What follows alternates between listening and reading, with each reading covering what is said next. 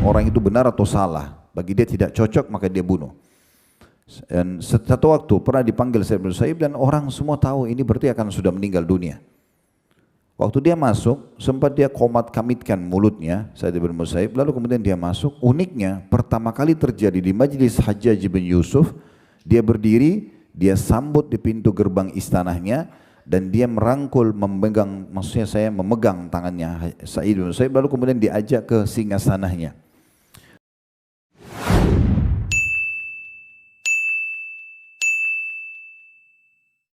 Sekarang saya minta kita buka aplikasi Al-Quran kita, coba lihat, buka surah Al-Hasyr, surah nomor 59, di dua ayatnya, ayat 23 dan ayat 24. Kita coba mengenal lebih jauh siapa sebenarnya Tuhan kita ini. Sehingga nanti pointernya terakhir sekali, closing daripada tema kita, oh memang betul, saya sangat pantas untuk bergantung dan menjadikan Allah saja tempat saya bergantung. Kalau ada orang di depan mata kita, kita berharap orang ini bisa menghormati kita. Orang itu, misalnya kalau pasangan hidup kita berharap mencintai kita, atau teman-teman memuliakan kita, maka pastikan yang ciptakan orang itu adalah Allah. Dan yang bisa membuat dia memenuhi apa yang kita inginkan, itu juga Allah.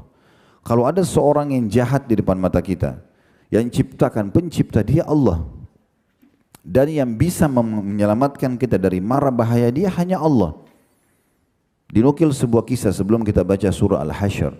Sa'id bin Musayyib rahimahullah pernah datang dalam majlisnya Hajjaj bin Yusuf. Hajjaj bin Yusuf ini kalau kita lihat sejarahnya, orang yang paling kejam dalam Islam itu. Seorang penguasa pada masa itu, siapa saja yang tidak sependapat sama dia bisa dibunuh. Dia tidak peduli ulama atau bukan ulama. Orang itu benar atau salah. Bagi dia tidak cocok maka dia bunuh. Dan satu waktu pernah dipanggil Sa'id bin Musayyib dan orang semua tahu ini berarti akan sudah meninggal dunia.